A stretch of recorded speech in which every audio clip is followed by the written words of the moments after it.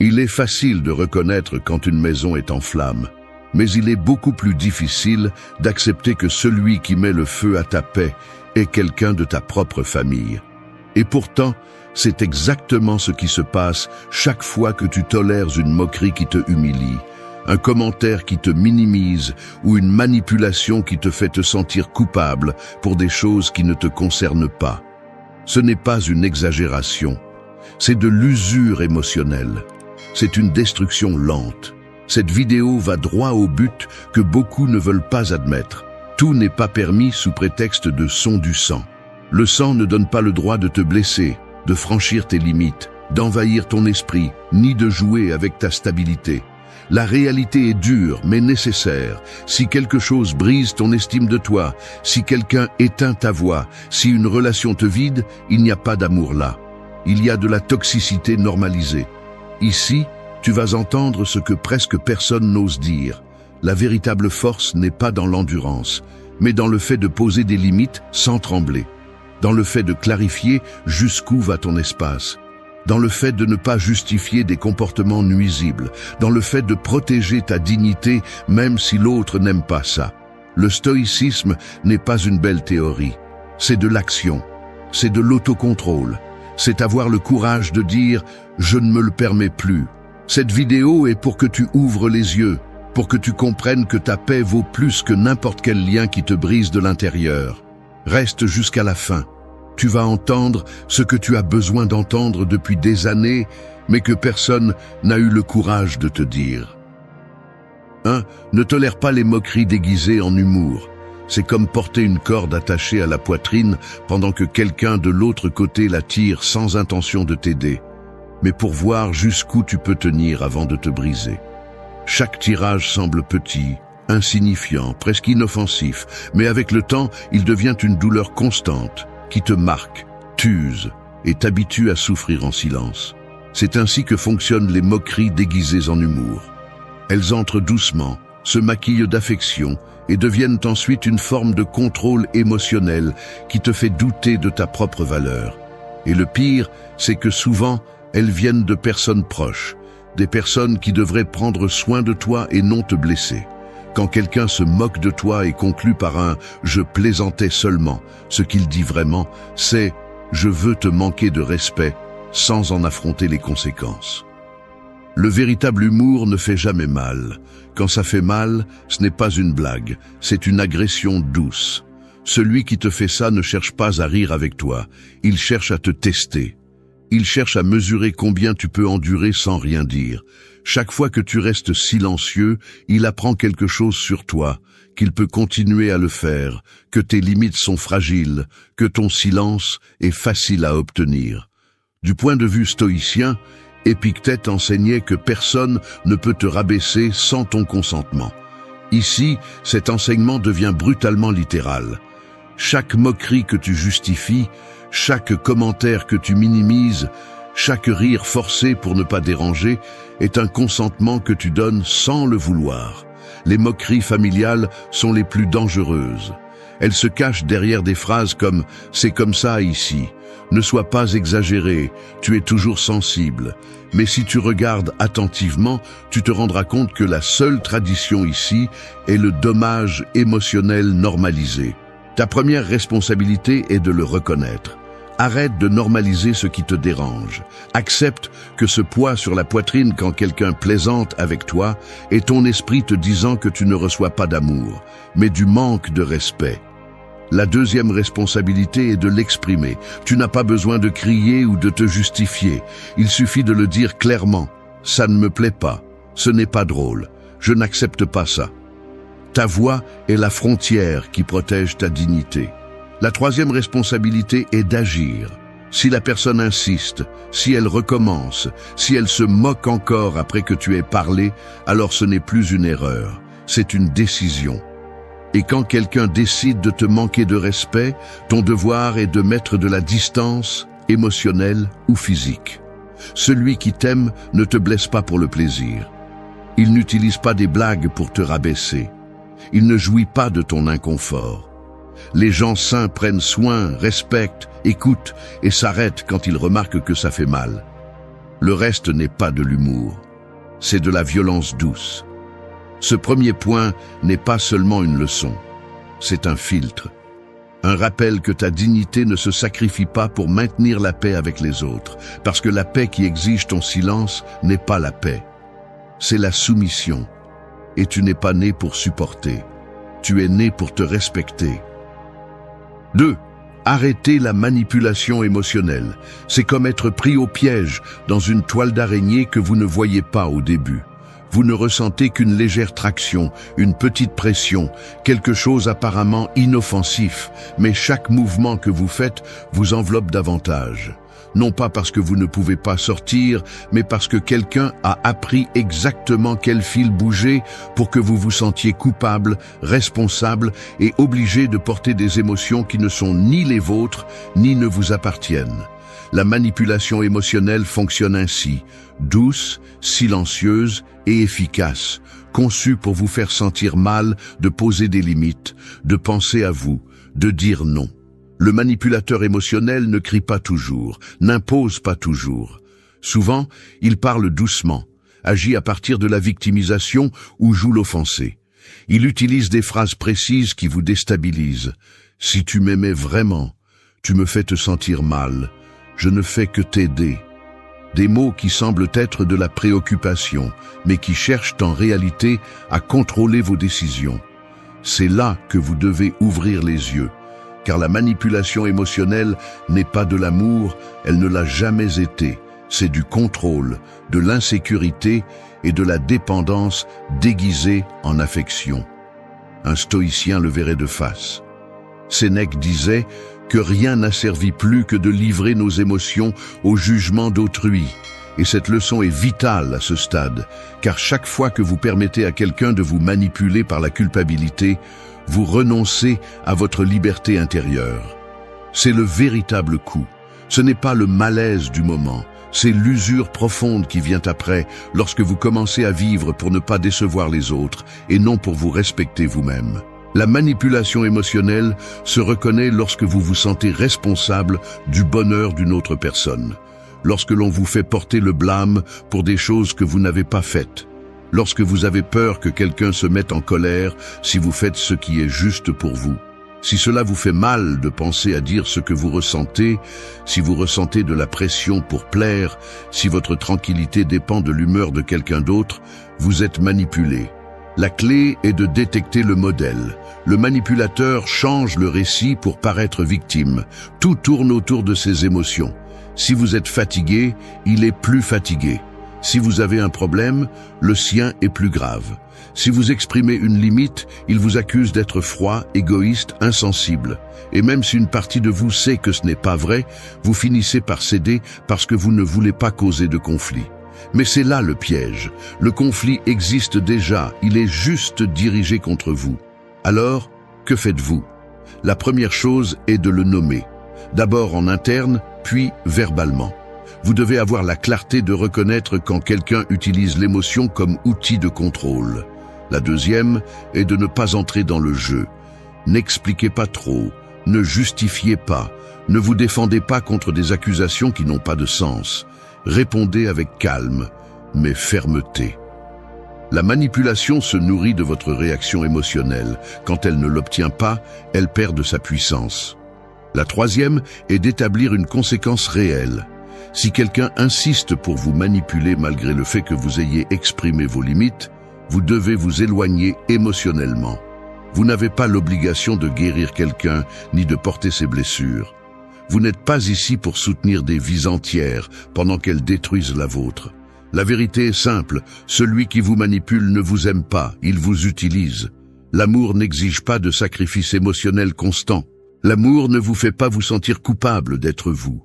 L'amour ne vous fait pas marcher avec peur. La manipulation émotionnelle est une prison sans barreaux, mais c'est toujours une prison. Et la liberté commence lorsque vous décidez que vous n'allez plus répondre au chantage déguisé en sensibilité. 3. Éloignez-vous du chaos des autres. Cela ressemble à une tempête que vous n'avez pas convoquée. Vous marchez calmement et soudain quelqu'un arrive avec son nuage noir, son désastre émotionnel, son drame accumulé et prétend que vous soyez parapluie, refuge et sauveur en même temps. Il vous trempe de problèmes qui ne vous appartiennent pas et espère que vous resterez là, recevant des éclairs qui n'étaient jamais destinés à vous. C'est l'effet du chaos des autres. Il consomme votre énergie, distord votre clarté et vous entraîne vers une usure que vous n'avez pas demandée. Il y a des gens qui vivent en conflit permanent. Ils passent d'un problème à un autre, d'une dispute à une autre, d'une crise émotionnelle à la suivante. Ils ne cherchent pas des solutions, ils cherchent des compagnons pour couler. Et vous, parce que vous avez un bon cœur, vous finissez par vous impliquer, essayant de calmer, d'ordonner, d'équilibrer, portant des poids qui n'étaient jamais les vôtres. Mais le chaos des autres est addictif pour celui qui le provoque. Ils ont besoin d'un spectateur, d'un récepteur, de quelqu'un qui absorbe l'impact. Et si vous êtes cette personne, vous commencez à devenir l'éponge émotionnelle qui s'imbibe de tristesse, de colère et de frustration que vous n'avez pas générée. La philosophie stoïcienne est claire sur ce point. Marc Aurèle disait que l'esprit doit rester stable et ferme, comme un rocher qui ne se brise pas face à la marée. Cette stabilité est perdue lorsque vous permettez au chaos des autres d'envahir votre espace intérieur. Le stoïcien ne se déconnecte pas de la douleur des autres par égoïsme, mais par sagesse, parce qu'il comprend que s'il perd son équilibre, il ne peut rien apporter. Et souvent, la meilleure façon d'aider est de garder ses distances. Le chaos des autres se reconnaît par son schéma répétitif. Il y a toujours un nouveau conflit, un problème plus grand que le précédent, une histoire pleine de victimes et de coupables, où le protagoniste n'assume jamais la responsabilité. Vous finissez toujours dans le rôle du soutien émotionnel inconditionnel. Et si vous essayez de vous retirer, on vous accuse d'être froid, distant ou désintéressé. C'est le langage du chaos. Il vous fait vous sentir mal pour vous protéger. Comprendre ce point est crucial. Vous n'êtes pas mauvais pour vous éloigner du désordre émotionnel des autres. Vous n'êtes pas cruel pour prioriser votre paix. Vous n'êtes pas égoïste pour dire « je ne peux pas porter ça ». C'est de la maturité émotionnelle, c'est de la conscience, c'est de l'auto-soin. Parce que personne qui vit dans un état de tempête constante ne peut maintenir des relations saines. Et vous n'êtes ni le thérapeute, ni le sauveur, ni le champ de bataille où d'autres déchargent leur frustration. Le chaos externe devient le chaos interne lorsque vous décidez de rester. Vous n'avez pas besoin de combattre, de justifier, de convaincre ni d'expliquer. Vous avez juste besoin de partir de là. La distance est un médicament silencieux. Il ne discute pas, n'accuse pas, ne pointe pas. Il vous libère simplement. Il vous rend la clarté, l'énergie, la concentration. Et quand vous retrouvez votre paix, vous réalisez que la plupart du poids que vous portiez n'était même pas le vôtre. S'éloigner ne signifie pas punir, cela signifie vous protéger. Cela signifie reconnaître que tout le monde ne mérite pas d'accéder à votre esprit, à votre temps, à votre stabilité. Certains cherchent seulement un endroit où décharger leur désordre, et si vous le leur permettez, ils finiront par éteindre votre lumière pendant que vous essayez de soutenir la leur. Ce point est une déclaration de limite invisible mais puissante. Je ne serai le dépotoir émotionnel de personne. Je ne vais pas porter des tempêtes qui ne me concernent pas. Je ne vais pas sacrifier ma paix pour maintenir des liens qui n'existent que lorsque l'autre a besoin de quelque chose. Éloignez-vous du chaos des autres sans culpabilité et sans explication. La paix que vous retrouvez ensuite est le signe le plus clair que vous avez pris la bonne décision. 4. Ne porte pas les fautes des autres. Parfois, la vie ressemble à porter un sac à dos que tu n'as pas emballé toi-même. Quelqu'un d'autre a décidé de le remplir de frustration, d'erreurs, de responsabilités et d'émotions non résolues, puis te l'a accroché dans le dos comme si c'était ton devoir de porter ce poids. Tu marches, tu te fatigues, tu t'épuises, et quand enfin tu te demandes pourquoi tu te sens si lourd, tu découvres qu'une grande partie de cette souffrance ne t'appartient même pas. C'est ainsi que fonctionnent les fautes des autres. Elles entrent sans permission, restent sans raison, et te détruisent sans faire de bruit. Il y a des gens qui maîtrisent l'art de tout transformer en ta responsabilité. S'ils commettent une erreur, tu es celui qui aurait dû la prévenir. Si quelque chose tourne mal, tu aurais pu faire plus. S'ils réagissent mal, tu les as provoqués. Et peu à peu, tu commences à douter de toi-même. Tu te demandes si tu as vraiment fait quelque chose de mal.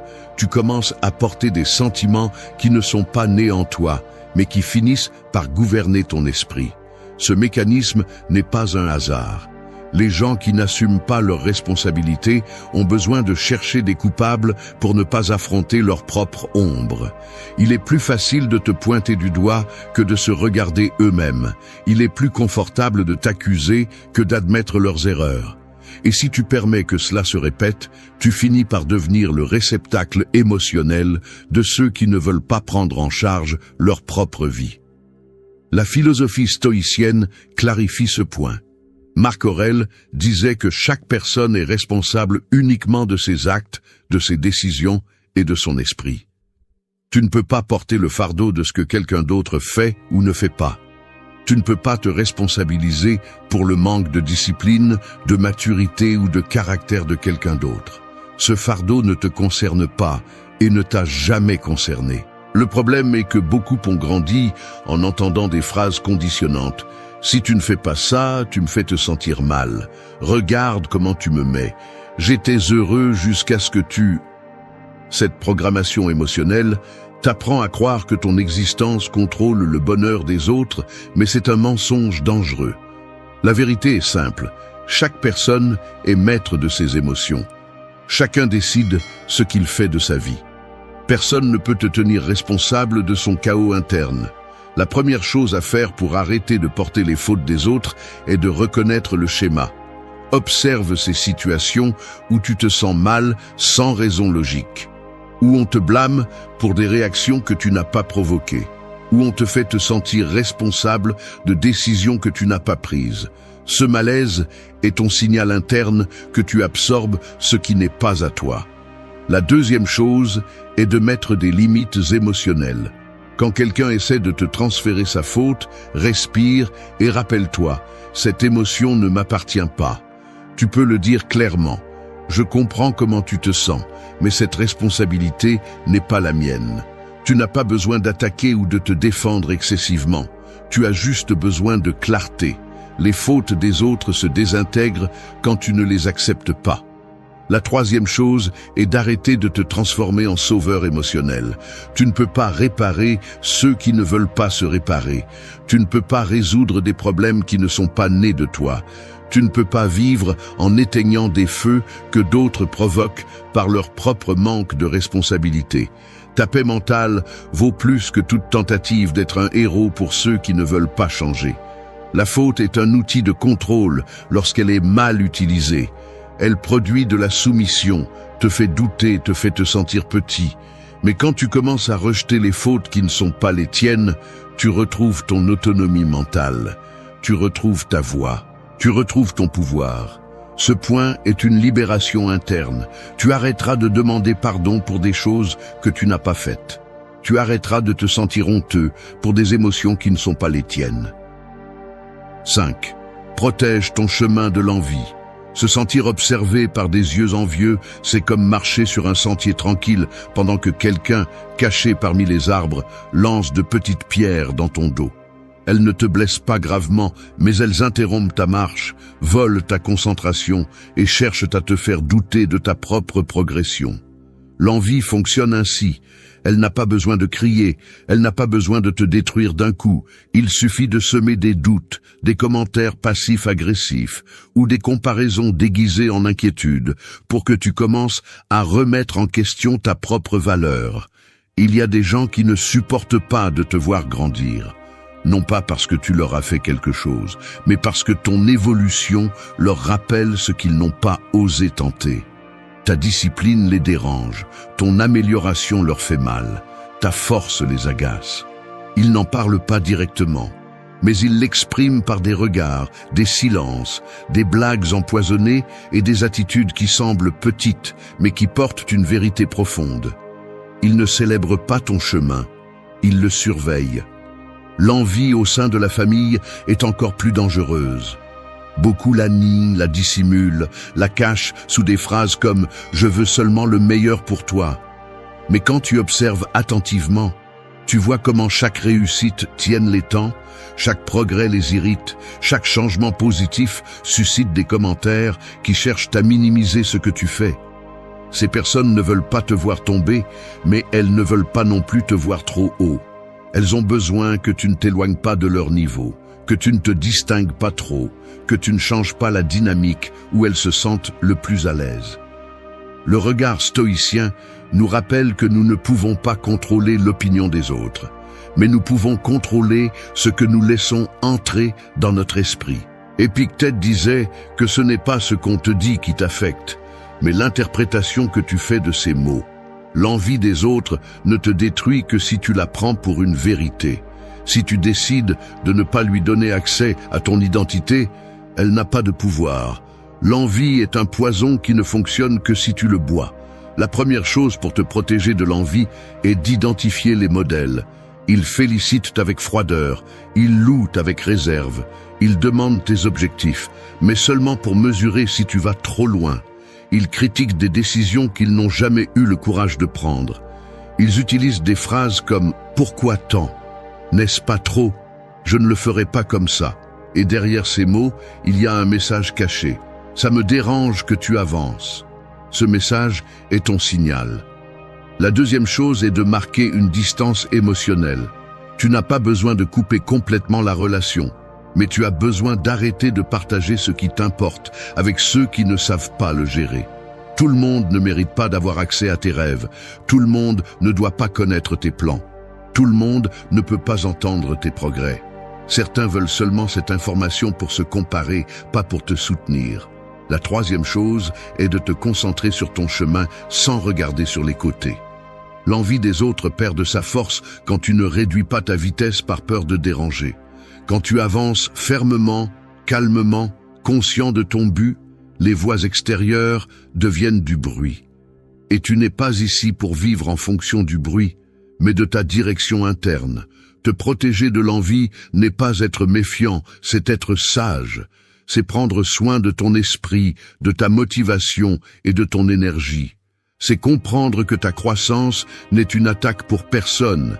Et si quelqu'un le perçoit ainsi, c'est son problème, pas le tien. Ton devoir est d'avancer sans culpabilité. Suivre ton chemin sans t'excuser. Célébrer tes réussites sans baisser les yeux. Ce point est une affirmation de pouvoir. Je ne vais pas freiner pour que les autres ne se sentent pas mal à l'aise. Je ne vais pas cacher mes progrès pour protéger les insécurités des autres. Je ne vais pas permettre que l'envie des autres détermine ma vitesse. 6. Défends fermement tes limites. Poser des limites ressemble à construire une porte au milieu d'un chemin que tout le monde avait l'habitude de traverser sans permission. Au début, personne ne la respecte. Certains essaient de la pousser, d'autres sont contrariés parce qu'ils doivent maintenant frapper avant d'entrer, et d'autres te traitent carrément d'exagéré pour avoir décidé de protéger ton espace. Mais avec le temps, tu comprends quelque chose d'essentiel. La porte n'est pas là pour que le monde change. Elle est là pour que tu ne laisses plus jamais n'importe qui marcher sur ta paix. Les limites ne sont pas une agression. Elles ne sont pas une distance injustifiée. Elles ne sont pas de la froideur. Elles sont la carte qui définit jusqu'où tu permets aux autres d'aller. Elles sont la façon la plus sincère de dire « c'est moi, c'est ce dont j'ai besoin et c'est ce que je n'accepterai pas ». Et celui qui est contrarié par cette clarté démontre quelque chose de simple. Il profitait de ton absence de limites. Dans la vie réelle, la plupart des gens ne franchissent pas tes limites par accident. Ils le font parce que cela les arrange. Parce qu'il leur est utile que tu dises toujours oui, que tu sois toujours disponible, que tu portes plus que ce qui te revient, que tu restes silencieux quand tu es mal à l'aise, que tu acceptes des plaisanteries, des manipulations, des pressions ou des attitudes qui te blessent. Quand tu oses enfin dire non, le premier impact n'est pas externe, mais interne. Peur, doute, insécurité. Tu te demandes si tu en fais trop, si tu vas blesser quelqu'un, si tu es méchant. Mais ce malaise fait partie du processus. C'est le muscle émotionnel qui se renforce. La philosophie stoïcienne l'explique clairement. Épictète affirmait que personne ne peut contrôler ton esprit, tes décisions ou ton calme, à moins que tu ne le permettes. Les limites sont précisément cette frontière mentale où tu décides ce qui entre et ce qui ne rentre pas. Tu ne peux pas vivre en paix si tu n'établis pas de barrières fermes. Tu ne peux pas être fort si tu permets à n'importe qui de définir ton énergie. Tu ne peux pas avoir de clarté si ta vie est remplie de personnes qui prennent plus qu'elles ne donnent. Défendre tes limites ne signifie pas toujours discuter. Parfois, cela signifie le silence. D'autres fois, la distance. Parfois, c'est simplement agir différemment. Tu n'as pas besoin de donner des explications détaillées. Tu n'as pas besoin de convaincre personne. Tu n'as pas besoin de justifier ton besoin de te protéger. La limite est claire quand tu la maintiens, pas quand tu l'expliques. Le problème est que ceux qui profitaient de ton absence de limite essaieront de te ramener à cet état. Ils utiliseront la culpabilité, le drame, la victimisation, la colère ou le sarcasme pour te faire reculer. Ils te diront que tu as changé, que tu es distant, que tu es devenu étrange, alors qu'en réalité, tout ce que tu as fait, c'est arrêter de tolérer ce qui te blessait. Cette résistance de l'autre n'est pas un signe que tu as tort. C'est un signe que tu fais enfin ce qui est juste. La première chose à faire pour renforcer tes limites est de reconnaître où elles sont brisées. Qui te met sous pression? Qui te met mal à l'aise? Qui franchit tes espaces? Qui te fait te sentir obligé? Ce malaise est ta boussole interne. Si une personne ne respecte pas ton temps, tes émotions ou tes décisions, elle mérite une limite claire. La deuxième chose est de la maintenir sans reculer. Il ne sert à rien de dire non si tu cèdes ensuite par peur du conflit. La fermeté n'est pas de crier, c'est de maintenir ta décision même quand l'autre n'aime pas. La troisième chose est de comprendre que les bonnes limites attirent les bonnes personnes. Les personnes saines te respectent davantage quand elles voient que tu te respectes. Celui qui s'éloigne parce que tu as posé une limite n'a pas perdu un lien, il a révélé sa véritable intention. Ce point est un rappel de la force personnelle. Ta vie n'est pas un terrain ouvert pour que n'importe qui entre et fasse ce qu'il veut. 7. Lâchez les relations qui vous épuisent. Se sentir épuisé par quelqu'un, c'est comme avoir un verre plein d'eau claire et permettre goutte à goutte à quelqu'un d'autre de verser un liquide sombre à l'intérieur. Au début, on ne le remarque pas. Vous pensez que vous êtes toujours le même, que vous allez bien, que vous pouvez tout gérer. Mais un jour, vous regardez le verre et vous ne reconnaissez plus la transparence qu'il y avait auparavant. C'est ce qui se passe lorsque vous maintenez des liens qui consomment votre énergie, votre paix et votre stabilité. Vous ne les voyez pas vous détruire d'un coup. Ils vous épuisent lentement, presque sans que vous le remarquiez, jusqu'à ce que vous soyez vide. Les relations qui épuisent sont celles où vous donnez de la tranquillité et recevez du chaos. Vous donnez de la compréhension et recevez de l'indifférence. Vous donnez du soutien et recevez des exigences. Vous donnez de la présence et recevez des absences. Parfois, elles se déguisent en amitié, en famille, en couple, en habitude. Mais si vous observez avec sincérité, vous remarquerez le schéma. Vous vous sentez épuisé après les avoir vus, confus après leur avoir parlé, tendu chaque fois que leur message sonne. Ce n'est pas une intuition exagérée, c'est votre corps qui vous avertit que ce lien n'est plus sain. Beaucoup de gens confondent la loyauté avec le sacrifice. Ils pensent qu'ils doivent rester, endurer, soutenir, se battre pour la relation, même lorsque la relation n'existe plus que parce que vous la maintenez en vie. Mais une vérité dure et nécessaire est celle-ci. Si vous retirez votre énergie et que le lien s'effondre, alors ce n'était jamais une relation, c'était une dépendance déguisée. La vision stoïcienne est frappante. Sénèque disait qu'aucune personne sensée ne donne son âme à l'usure de celui qui n'apporte rien à sa vie. Un lien qui vous épuise n'est pas un accident, c'est une conséquence de vos limites trop flexibles, de votre peur de vous éloigner, de votre habitude de mettre les autres avant vous. Changer cela n'est pas de l'égoïsme, c'est de l'autocontrôle.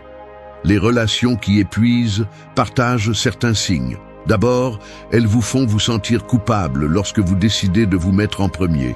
Deuxièmement, elles minimisent vos besoins mais exagèrent les leurs. Troisièmement, elles ne vous cherchent que lorsqu'elles ont besoin de quelque chose. Quatrièmement, elles disparaissent lorsque vous êtes celui qui a besoin de soutien. Cinquièmement, elles sont toujours en crise, ont toujours besoin d'être sauvées, attendent toujours que vous soyez la corde à laquelle elles s'accrochent. Et pendant que vous essayez de les soutenir, elles ne vous soutiennent jamais. Le problème est que l'on s'habitue à ces dynamiques. Vous pensez que c'est normal de se sentir fatigué. Vous pensez que c'est une partie de la relation de se sentir insécurisé, tendu ou épuisé. Vous pensez que c'est comme ça. Mais non, ce n'est pas normal. Ce n'est pas de l'amour. Ce n'est pas de l'amitié. Ce n'est pas de la famille. C'est de l'usure émotionnelle déguisée en lien. Lâchez ce qui vous épuise. Oui, ça fait peur. Oui, ça dérange. Oui, ça fait mal. Mais rester fait plus mal. Rester vous vole la clarté, vous enlève de l'énergie, vous déconnecte de votre but. S'éloigner ne fait pas de vous une personne froide, cela fait de vous une personne saine. Parce qu'une relation saine ne vous demande pas de vous abandonner pour que l'autre se sente bien. Une relation saine ajoute, elle ne soustrait pas. La première chose est d'identifier quel lien vous épuise. La deuxième est d'accepter que vous ne pouvez pas réparer celui qui ne veut pas se réparer. La troisième est de faire un pas en arrière, sans culpabilité, sans longues explications, sans justifier votre besoin de paix. La distance ne s'annonce pas toujours. Souvent, elle se prend simplement. Et ne vous y trompez pas, lâcher prise n'est pas de la haine, c'est du respect de soi. Lâcher prise n'est pas une punition, c'est une protection. Lâcher prise n'est pas fermer son cœur, c'est choisir qui mérite d'y entrer. Les personnes qui vous apprécient vraiment ne vous épuisent pas. Elles vous élèvent, vous accompagnent, vous écoutent. Les autres, celles qui ne prennent que, celles qui usent, celles qui exigent sans donner, celles qui consomment sans construire, ne doivent pas occuper une place dans votre vie. 8. Mets ta dignité en premier. La dignité est ce sol solide sous tes pieds qui a toujours été là, mais qui peu à peu se remplit de fissures lorsque tu permets aux autres de te piétiner. Imagine-toi marcher sur ce même sol chaque jour, mais remarquez qu'avec chaque commentaire blessant, chaque manque de respect, chaque fois que tu te trahis toi-même, le terrain s'affaiblit un peu plus. Lorsque le sol finit par se briser, ils ne seront pas complètement à ce moment-là. Il se brise parce que tu l'as laissé se fracturer pendant des années. C'est ainsi que fonctionne la dignité. Elle ne se perd pas d'un coup. Elle s'use lentement lorsque tu ne la mets pas en premier. Mettre ta dignité en premier n'est pas de l'arrogance, ce n'est pas de la fierté, ce n'est pas de la froideur. C'est prendre soin de soi en profondeur. C'est comprendre que personne, absolument personne, ne mérite que tu te rétrécisses pour correspondre aux attentes des autres, que tu te taises pour ne pas déranger, que tu te trahisses toi-même pour maintenir des liens qui ne fonctionnent que si tu deviens petit. La dignité n'est pas un concept abstrait, c'est un choix quotidien. Elle est dans la façon dont tu parles, dans la façon dont tu es traité, dans ce que tu acceptes, dans ce que tu ne tolères pas et dans la façon dont tu réagis lorsque quelqu'un franchit une limite. La raison pour laquelle tant de gens perdent leur dignité est simple, la peur. Peur d'être seul, peur de décevoir, peur que les autres se mettent en colère, peur de paraître trop dur. Cette peur te force à céder, à flexibiliser ta valeur, à justifier l'injustifiable. Et chaque fois que tu choisis de plaire plutôt que de te respecter, ta dignité recule d'un pas. La philosophie stoïcienne est catégorique à ce sujet. Marc Aurèle répétait que personne ne peut te retirer ta valeur interne si tu ne la donnes pas d'abord. La dignité n'est pas négociable parce qu'elle est la racine de ton identité, de ta clarté et de ta paix. Si tu te plies sous la pression émotionnelle, sociale ou familiale, tu renonces à la seule partie de toi qui n'aurait jamais dû être touchée. Mettre ta dignité en premier implique des décisions inconfortables. Cela implique de dire non quand tu avais l'habitude de dire oui, Cela implique de t'éloigner quand avant tu restais. Cela implique de parler même si tes paroles dérangent. Cela implique de regarder quelqu'un dans les yeux et de dire « Je ne vais pas me trahir juste pour que tu sois à l'aise ». Il ne s'agit pas d'être agressif, il s'agit d'être intègre. Ceux qui se fâchent quand tu mets ta dignité en premier ne t'aiment pas. Ils ont besoin que tu sois soumis. Ils ont besoin que tu sois malléable pour continuer à manipuler, à contrôler, à exiger ou à épuiser. Lorsque tu t'affirmes, lorsque tu dis stop, lorsque tu décides de te respecter, ces personnes sont mal à l'aise parce qu'elles perdent du pouvoir. Mais ce malaise est la preuve que tu récupères ta valeur et non que tu agis mal. La première chose à faire pour mettre ta dignité en premier est de reconnaître où tu l'as perdue. À quel moment as-tu accepté les humiliations? Dans quelle situation as-tu laissé les gens te parler mal? Combien de fois as-tu souri alors que tu voulais t'éloigner? Combien de fois as-tu dit « ça ne fait rien » alors que ça comptait pour toi? Cette reconnaissance n'est pas une punition, c'est une porte pour retrouver ta force. La deuxième chose est de prendre des décisions cohérentes. La dignité ne se maintient pas avec des mots, elle se maintient avec des actions. Si tu dis que tu ne toléreras pas quelque chose, tu dois le soutenir. Si tu dis que tu mérites d'être traité avec respect, tu dois agir en conséquence. Si tu dis que tu vas protéger ta paix, tu ne peux pas rester là où on la détruit. La troisième chose est d'arrêter de se justifier. Ta dignité n'a pas besoin d'être expliquée. Celui qui te respecte le comprend sans que tu aies à en dire trop. Celui qui proteste montre ses véritables intentions. Tu n'es pas obligé de convaincre quelqu'un de pourquoi tu te choisis toi-même. Te choisir n'est pas de l'égoïsme, c'est de la maturité. Ce point est une déclaration définitive. Ta dignité est la ligne que personne ne franchit. Introduction. La plupart des gens vivent aveuglément dans un monde d'apparence. Ils croient ce qu'on leur dit, tombent dans des pièges émotionnels et confondent de fausses intentions avec l'authenticité. Ils ne se rendent pas compte qu'ils sont constamment manipulés, influencés et, dans le pire des cas, utilisés. Mais savez-vous ce qui distingue ceux qui dominent la vie de ceux qui sont dominés? Leur capacité à lire et à comprendre les gens instantanément. Car même si quelqu'un peut mentir avec ses mots, son corps, son ton de voix et ses micro-expressions le trahissent.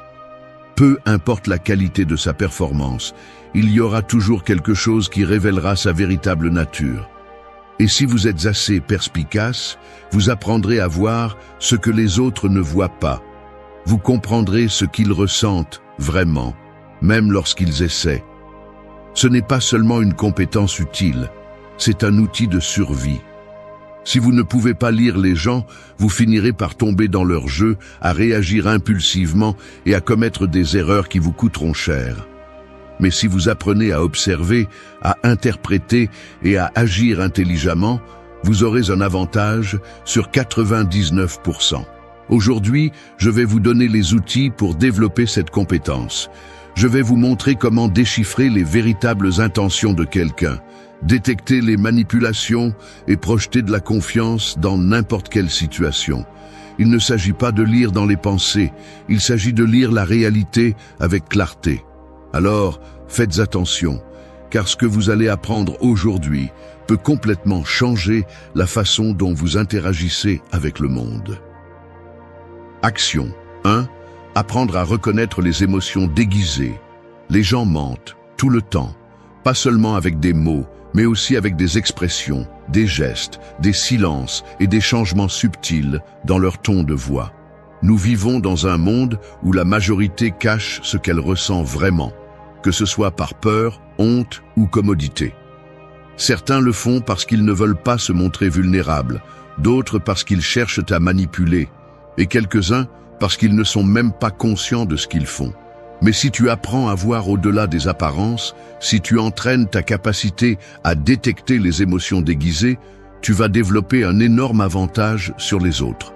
Parce que pendant que les autres tombent dans des pièges émotionnels, tu liras la vérité qui se cache derrière chaque regard, chaque sourire forcé, chaque mot soigneusement choisi pour tromper. Et voici la clé. Les émotions réelles laissent toujours une trace. Tu peux déguiser une émotion, mais tu ne peux pas la faire disparaître complètement. Si quelqu'un dit qu'il va bien mais que sa bouche est tendue, sa mâchoire serrée et son regard évite le tien, il ne va pas bien. Si quelqu'un assure qu'il est calme, mais que sa respiration est irrégulière, ses mains tremblent et sa voix se brise au moment clé, il retient quelque chose. Les émotions déguisées sont comme un feu couvert par une couverture. Aussi fort qu'ils essaient de les cacher, les cendres, la fumée et la chaleur continueront à s'échapper. Et le problème est que la plupart des gens sont si distraits, si pris dans leur propre monde, qu'ils ne se rendent pas compte de ce qui se passe réellement devant leurs yeux. C'est ainsi qu'ils finissent entourés de personnes fausses, tombant dans des relations toxiques et faisant confiance à ceux qui ne le méritent pas. Mais tu ne peux pas te permettre cela. Si tu veux vraiment comprendre les gens, tu dois t'entraîner à lire ce qui n'est pas dit. Tu dois observer au-delà de la surface et capter les petits détails qui trahissent quelqu'un. Et ce n'est pas une question d'intuition, de magie ou d'un sixième sens. C'est simplement de l'attention et de l'observation. Quand tu parles à quelqu'un, fais attention à la congruence entre ses mots et ses gestes. Dit-il qu'il est heureux, mais ses lèvres se courbent à peine et son rire sonne vide? Il n'est pas heureux. Te dit-il qu'il ne se soucie pas de quelque chose, mais son corps est rigide et sa respiration s'accélère? Il ment. Te dit-il que tout va bien, mais ses épaules sont tombantes et son ton de voix est plat? Il est épuisé émotionnellement. Le langage corporel ne ment pas. Le problème est que la plupart des gens ne prennent pas le temps de voir ces détails. Et si tu ne les vois pas, tu deviens vulnérable. Tu deviens le genre de personne qui croit en de jolis mots et en des promesses vides. Celui qui est surpris quand quelqu'un le trahit. Celui qui se laisse tromper par des discours bien répétés. Mais si tu développes la capacité de voir la vérité derrière les mots, tu ne seras jamais trompé. Entraîne ta perception. N'écoute pas seulement ce que les gens disent. Observe comment ils le disent. Regarde les changements sur leur visage, les poses inconfortables, la tension dans leur mâchoire, la façon dont leurs mains bougent quand ils parlent. Quand quelqu'un ment ou cache quelque chose, son corps le trahit. Cela ne signifie pas que tu dois devenir paranoïaque, ni que tu dois remettre tout le monde en question. Cela signifie que tu dois être conscient de la réalité. Les gens cachent des choses, et si tu n'apprends pas à le voir, tôt ou tard, tu paieras le prix. Alors à partir de maintenant, arrête de prendre tout au pied de la lettre. Ouvre les yeux, fais attention, regarde au-delà de l'évidence. Parce que ceux qui développent cette compétence non seulement évitent d'être trompés, mais commencent aussi à voir le monde tel qu'il est. Et quand tu vois la vérité, tu prends de meilleures décisions. Parce que celui qui sait lire les émotions déguisées sait exactement à qui il a affaire. Action 2. Observez comment leur réaction change sous pression. Le véritable caractère d'une personne ne se voit pas quand tout est calme, mais quand la pression commence à étouffer. N'importe qui peut trouver sécurité, stabilité et même gentillesse lorsque les circonstances lui sont favorables. Mais dès que le stress apparaît, les masques se fissurent et la vérité s'infiltre par les fissures. Sous pression, les gens perdent le contrôle de leurs réponses répétées et montrent leur véritable essence. Ils s'agitent, hésitent, balbutient ou explosent. Certains s'accrochent à des excuses, d'autres déchargent leur frustration sur les autres, tandis que certains s'effondrent à la première difficulté. Lorsque l'environnement n'est plus favorable, chaque personne réagit en fonction de ce qu'elle est vraiment. La plus grande erreur est de juger les autres sur la façon dont ils agissent dans leurs meilleurs jours. Les gens confondent la courtoisie avec la bonté, le calme avec la force, la confiance avec la stabilité émotionnelle. Mais rien de tout cela n'est réel, jusqu'à ce que la pression les mette à l'épreuve. Lorsqu'une personne qui se vante de patience s'irrite pour le moindre désagrément, elle démontre que sa patience n'a jamais été authentique. Elle était simplement dans une situation confortable. Lorsqu'une personne qui semble sûre d'elle commence à transpirer, à éviter le contact visuel et à perdre de l'assurance dans sa voix, il est évident que sa confiance était un masque. Lorsqu'une personne qui feint la générosité devient indifférente quand vous ne lui êtes plus utile, elle révèle sa véritable nature. Les réactions sous pression sont la façon la plus précise d'identifier l'authenticité de quelqu'un. La tension est une loupe qui expose chaque faiblesse cachée, chaque mensonge déguisé en vertu. Dans ces moments, il n'y a pas de temps pour agir, seulement pour réagir. Et c'est là que la vérité se montre sans filtre. La maîtrise de cette observation ne consiste pas à provoquer du stress chez les autres, mais à apprendre à détecter comment ils se comportent lorsque la vie le fait pour vous. En temps de crise, certains s'élèvent et d'autres s'enfoncent. Certains s'adaptent et d'autres s'effondrent. Certains assument leurs responsabilités et d'autres cherchent des coupables. La façon dont quelqu'un gère ses erreurs est le reflet de sa maturité. Ceux qui assument la responsabilité et cherchent à apprendre grandissent à chaque faux pas, tandis que ceux qui s'excusent et blâment les autres continuent à répéter les mêmes échecs. La frustration fait de certains de meilleurs stratèges et d'autres des versions pathétiques d'eux-mêmes. Les crises révèlent le véritable niveau de maîtrise de soi. Il y a ceux qui font face aux problèmes avec une clarté mentale et ceux qui perdent les pédales face à la moindre difficulté. Il y a ceux qui maintiennent le respect envers les autres, quelle que soit la pression. Et il y a ceux qui ont besoin de décharger leur frustration sur les autres pour se sentir mieux. Le véritable respect ne se démontre pas en temps de paix, mais dans les moments de plus grande tension. Il y a ceux qui prétendent être gentils quand tout va bien, mais qui laissent sortir leur véritable arrogance quand ils sont frustrés. Il y a ceux qui sont généreux quand ils ont de quoi, mais qui deviennent égoïstes dès qu'ils sentent qu'ils peuvent perdre quelque chose. La façon dont quelqu'un gère la confrontation expose également sa force ou sa fragilité. Certains sont capables d'écouter, d'analyser et de répondre intelligemment. D'autres deviennent agressifs, se mettent sur la défensive ou recourent à des attaques personnelles pour couvrir leurs faiblesses. Observer ces détails permet de savoir qui mérite confiance et qui ne fait que jouer un rôle.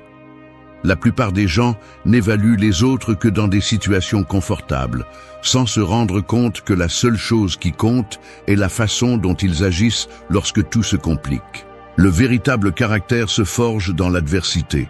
Ceux qui s'effondrent sous la pression n'ont jamais été forts, ils étaient simplement à l'aise. Ceux qui perdent leur calme à chaque défi ne sont pas stables, ils n'ont simplement jamais été mis à l'épreuve. La vie, à un moment donné, expose tout le monde. Le temps est le meilleur juge et les circonstances difficiles sont le seul examen que personne ne peut truquer. Lorsque la pression arrive, chacun montre ce qu'il est vraiment. Ceux qui comprennent cela ne se laisseront jamais tromper. Ceux qui ne le comprennent pas finissent entourés de personnes qui ne sont pas ce qu'elles prétendent être. Action 3. Capter les changements subtils dans son expression faciale. Le visage d'une personne est un livre ouvert pour celui qui sait le lire. La plupart croient pouvoir cacher ce qu'ils ressentent avec des mots bien choisis et un ton de voix contrôlé. Mais le visage laisse toujours échapper la vérité. Chaque petite contraction musculaire, chaque léger changement de regard, chaque geste éphémère est un indice sur ce qui se passe réellement à l'intérieur.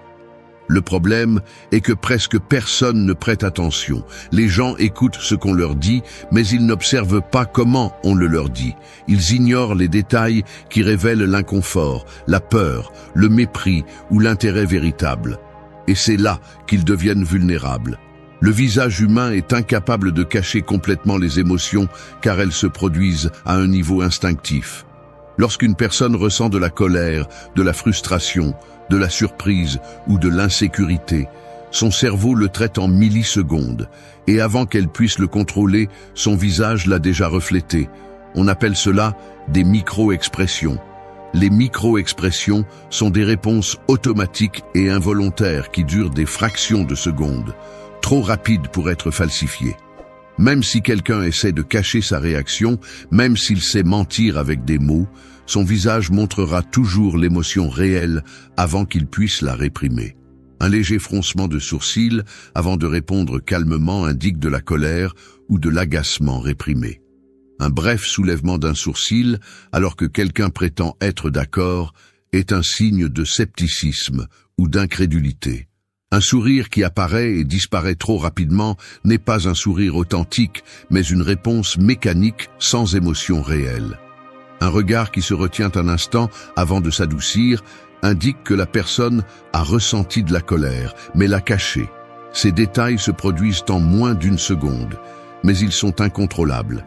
Le visage agit avant que l'esprit ait le temps de dissimuler. Ceux qui maîtrisent la lecture des expressions faciales ont un énorme avantage sur les autres. Ils peuvent détecter les mensonges, identifier les émotions cachées et lire la véritable intention d'une personne sans avoir à lui poser de questions. Alors que les autres se contentent de ce qui est dit, ils voient ce qui est réellement ressenti. Apprendre à lire ces changements subtils nécessite de la pratique. Il ne s'agit pas d'analyser chaque petit mouvement d'un visage, mais de développer une observation aiguisée et rapide.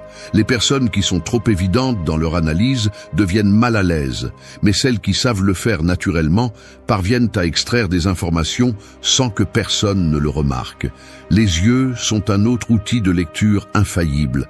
Un regard qui dévie au moment précis où quelqu'un répond à une question est un signe d'évasion. Un clignement des yeux plus lent que la normale peut indiquer que quelqu'un est en train de préparer un mensonge avant de le dire. Une dilatation soudaine des pupilles peut signifier de l'intérêt ou de l'excitation, tandis qu'un durcissement de l'expression peut révéler une émotion négative réprimée. Le secret pour capter ces détails n'est pas de se concentrer trop sur une seule expression, mais sur l'ensemble du comportement. Une personne peut détourner le regard pour de nombreuses raisons. Mais si elle le fait juste après qu'on lui a posé une question inconfortable et qu'en plus elle croise les bras et que son ton de voix devient plus sec, alors il y a quelque chose qu'elle ne veut pas révéler. La clé est de combiner l'observation du visage avec le langage corporel et le ton de voix. Quelqu'un peut dire qu'il n'est pas contrarié, mais si sa mâchoire est tendue et que ses lèvres sont serrées avec force, la vérité est autre. Il peut affirmer qu'il n'a pas peur, mais si sa peau pâlit légèrement et que ses narines se dilatent, son corps a déjà donné la véritable réponse. Les personnes qui ignorent ces signaux deviennent des cibles faciles. Ils font confiance à n'importe qui, croient aux discours bien répétés et finissent entourés de fausseté. Mais ceux qui apprennent à voir au-delà de la surface peuvent comprendre ce qui se passe réellement, même quand personne ne le dit à haute voix. Action 4. Évalue comment il traite les autres. Le véritable caractère d'une personne ne se mesure pas à la façon dont elle te traite, mais à la façon dont elle traite ceux dont elle n'a besoin de rien. N'importe qui peut feindre la courtoisie lorsqu'il obtient un avantage, mais dès qu'il n'y a rien à gagner, l'essence réelle se manifeste. Quelqu'un qui est gentil seulement avec des personnes influentes ou avec celles qui lui sont utiles n'est pas gentil. Il est opportuniste. La courtoisie et le respect qu'il montre en surface ne sont qu'une stratégie pour manipuler l'environnement à son avantage. Mais il suffit d'observer comment il interagit avec les autres lorsqu'il n'y a pas de pression sociale pour que tout soit mis en évidence. La façon dont une personne traite les serveurs, les employés, les inconnus ou ceux qui ne peuvent pas se défendre est une fenêtre directe sur sa véritable nature. Si quelqu'un se sent le droit d'humilier, de minimiser ou d'ignorer les autres simplement parce qu'ils sont dans une position de moindre pouvoir, c'est parce qu'au fond, il a toujours été ainsi. La seule différence est que, lorsqu'il est avec toi, il a encore des raisons de se retenir. Ce type de personnes sont dangereuses car elles jouent un double jeu. Elles sont charmantes avec ceux qui peuvent leur offrir quelque chose, mais froides ou cruelles avec ceux qu'elles considèrent comme inférieurs. Aujourd'hui, elles peuvent te traiter bien, mais le jour où tu ne leur seras plus utile, elles te regarderont avec la même indifférence avec laquelle elles regardent ceux qu'elles méprisent maintenant. Observer ces signes permet de détecter à temps les personnes égoïstes, arrogantes ou hypocrites. Peu importe à quel point tu traites bien quelqu'un aujourd'hui, si son traitement envers les autres est impitoyable, ce n'est qu'une question de temps avant que tu te retrouves au même endroit. Mais cette observation ne révèle pas seulement le négatif, elle permet également d'identifier ceux qui sont authentiques dans leur respect et leurs valeurs. Les personnes vraiment intègres ne font pas de distinction entre quelqu'un d'influent et quelqu'un d'inconnu. Leur caractère est le même dans toutes les situations. Les leaders naturels n'humilient pas ceux qui sont en dessous d'eux, ils les inspirent. La véritable force ne se montre pas en s'imposant sur les autres, mais en les élevant sans craindre qu'ils grandissent. Seuls les insécurisés ont besoin de faire sentir les autres petits pour se sentir grands.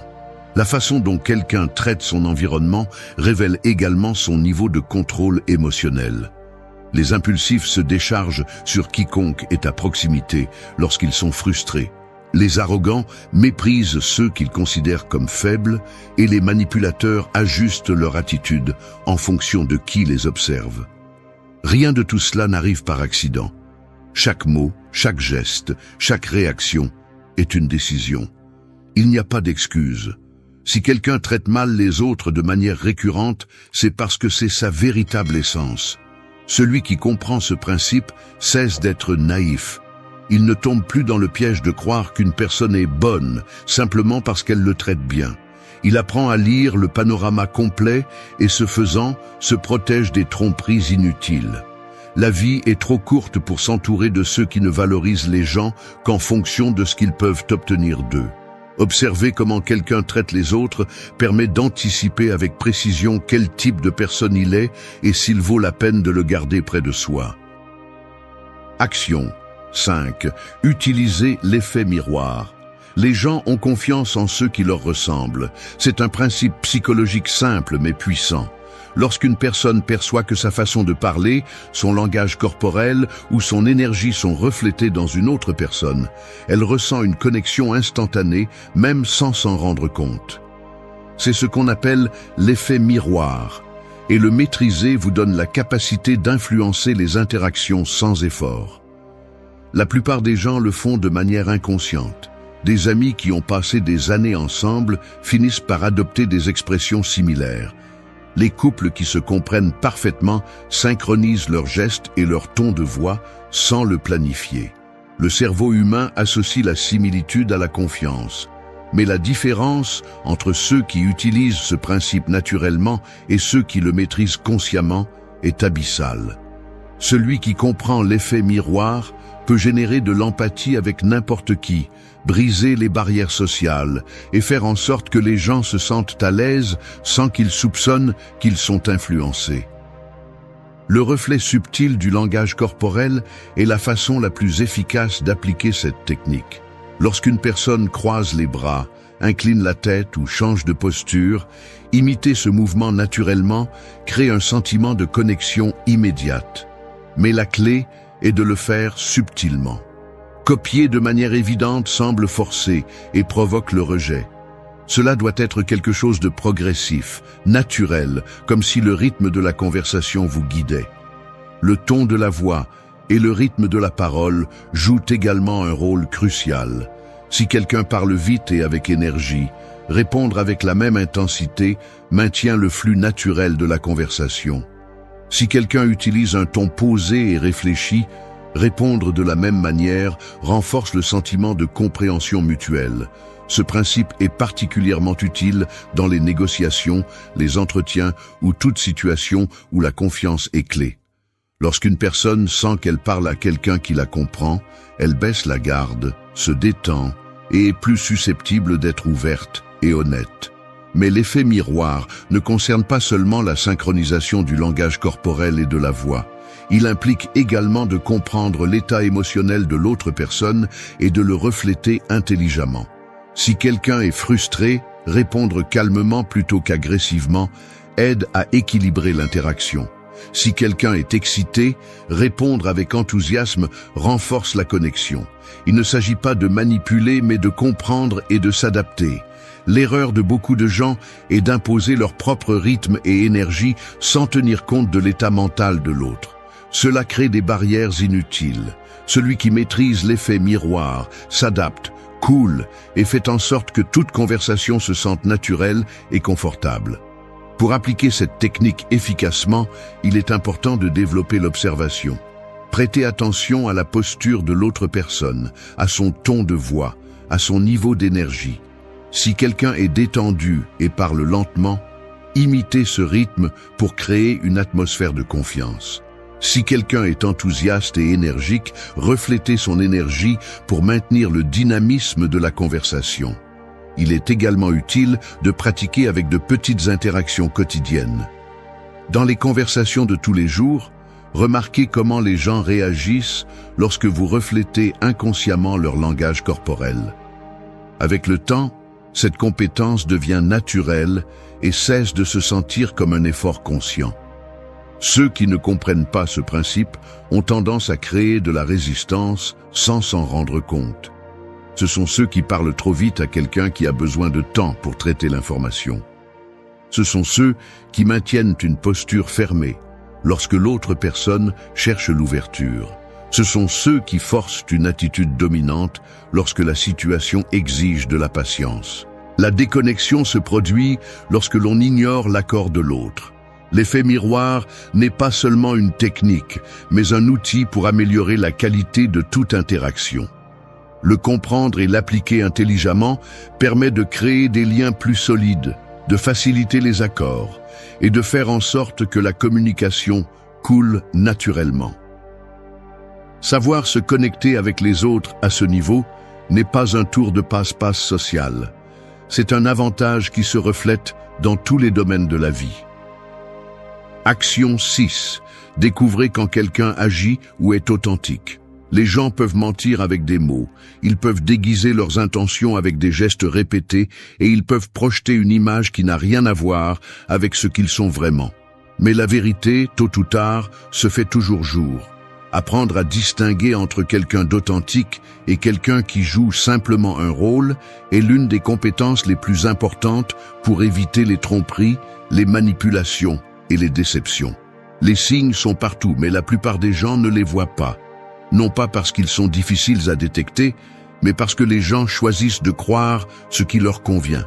Beaucoup préfèrent accepter un mensonge confortable plutôt que de faire face à une vérité inconfortable. Mais ceux qui veulent vraiment comprendre les autres doivent s'entraîner à voir au-delà des apparences. Une personne authentique est cohérente dans sa façon d'agir. Son langage corporel, ses mots et ses émotions sont alignés.